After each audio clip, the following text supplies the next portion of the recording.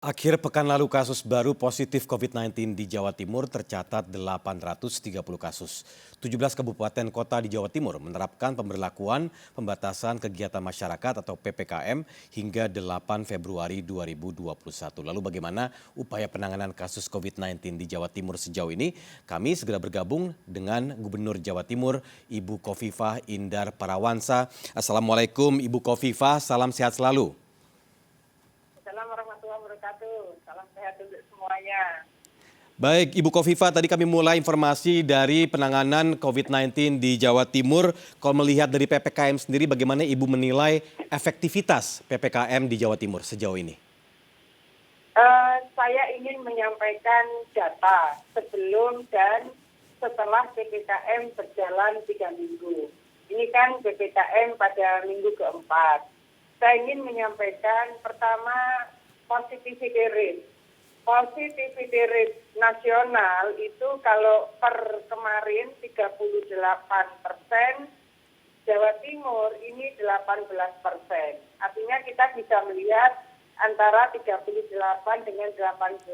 18% adalah positivity rate Jawa Timur, nasional 38%.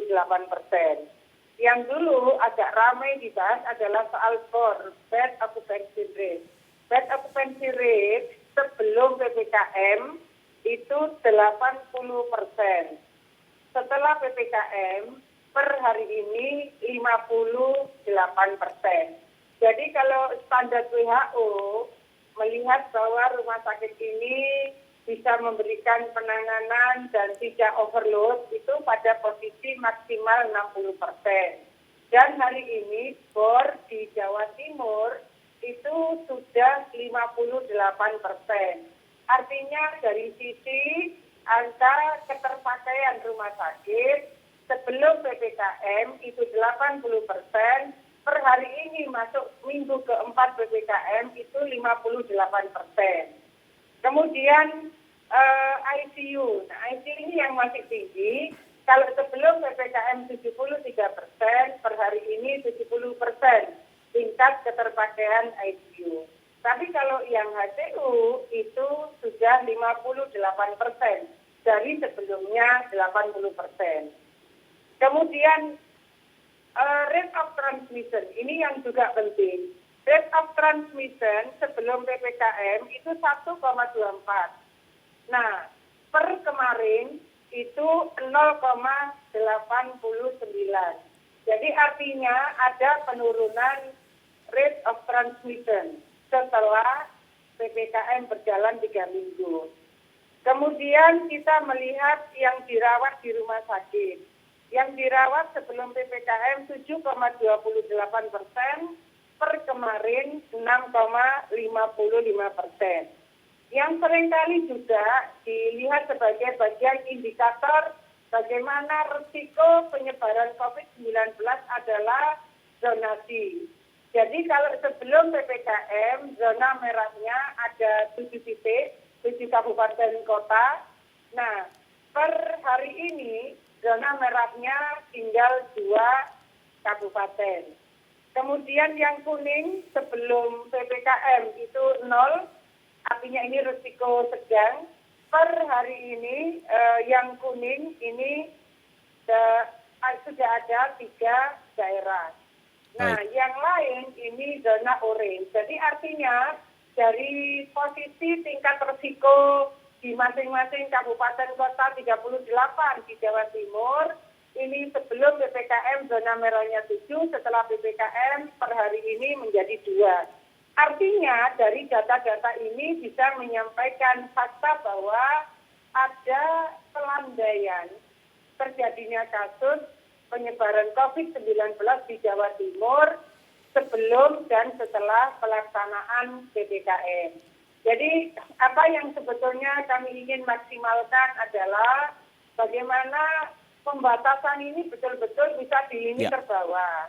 Jadi awal PPKM saya masih melihat di kampung-kampung, bahkan juga di pinggir jalan raya, mantenan, musim pengantin. Saya berkali-kali kemudian mengingatkan, saya ikut berhenti dan akhirnya beberapa kasus resepsi pengantin itu kemudian diminta kesepahaman dari pihak penyelenggara untuk mengurangi kursi dan seterusnya dan seterusnya. Jadi kerumunan ini yang Ya. memang harus diawasi di lini paling bawah. Ya. Ya, Bu Kofifa, kalau melihat dari data tersebut berarti memang efektivitas PPKM terbukti dari penekanan beberapa aspek data yang Ibu sampaikan tadi. Namun ada satu lagi yaitu mengenai data kematian. Bagaimana data kematian di Jawa Timur sejauh ini, Ibu? Ya, jadi kalau kematian sebelum PPKM itu 6,97%. Setelah PPKM 6,93. Ada penurunan meskipun kecil. Untuk di Jawa Timur, kalau misalnya bisa dikonfirmasi teman-teman yang ada di Kemenkes, saya berapa kali minta dikirim tim untuk membantu melakukan audit kematian. Dan tim dari Kemenkes juga sudah turun. Kenapa kami meminta tim audit kematian? Supaya kami mendapat rekomendasi-rekomendasi secara strategis dan teknis. Apa yang kita harus lakukan pembenahan di lini kecepatan pasien, di lini rumah sakit, di lini ICU, dan seterusnya. Jadi pada posisi kematian di Jawa Timur, kami memang sudah meminta beberapa pihak untuk membantu melakukan audit kematian. Dengan begitu rekomendasi-rekomendasinya kami harapkan bahwa itu akan menjadi entry point kita untuk berbenah. Tapi saya ingin menyampaikan, sampai dengan saat ini Alhamdulillah tidak ada masalah dengan misalnya permakaman untuk pasien COVID sudah penuh, kita harus hunting area lagi, tidak ada. Artinya bahwa posisi sebetulnya kesiapan di antara pemerintah kabupaten kota untuk menyiapkan lahan-lahan yang akan digunakan untuk pemakaman jenazah pasien COVID relatif ini sudah terkonfirmasi dan Pak Pangdam juga menyiapkan satu area yang mereka tidak teridentifikasi dari mana karena Baik. kami ternyata menemukan beberapa orang ini juga sudah disiapkan tempat pemakamannya. Jadi relatif kalau soal pemakaman insya Allah semua terkonfirmasi bisa diselesaikan, tetapi bahwa untuk menurunkan angka kematian lebih signifikan, kami memang harus mendapatkan rekomendasi yang lebih detail untuk bisa kami tindak lanjuti bersama dengan rumah sakit dan pemerintah kabupaten kota. Baik, terkait dengan rumah sakit, bagaimana kesiapan rumah sakit juga untuk masalah kamar tidur atau misalnya tempat tidur di beberapa ruang di sana? Ya, karena memang bor dan occupancy rate itu per hari ini 58%. Kalau per kemarin 59%. Artinya tetap di bawah 60%. 60% adalah standar WHO. Jadi kalau 58% itu artinya bahwa ketersediaan bed di rumah sakit untuk pasien COVID relatif longgar. Artinya ya tingkat ketersediaan itu masih 58% pasiennya, berarti masih ada 48%. Tentu kita tidak berharap bahwa kemudian bed ini menjadi penuh kembali karena kami tentu harus bekerja keras untuk bisa mengajak masyarakat tetap disiplin menjaga protokol kesehatan. Meski demikian, kami tetap menyampaikan pesan Pak Menkes bahwa diharapkan masing-masing rumah sakit minimallah RSUD, kemudian rumah sakit TNI Polri, rumah sakit BUMN paling tidak 30% menyiapkan total bednya untuk melayani pasien COVID-19. Besok pun kami masih akan meresmikan perluasan bed di daerah Mataraman di Kabupaten Madiun.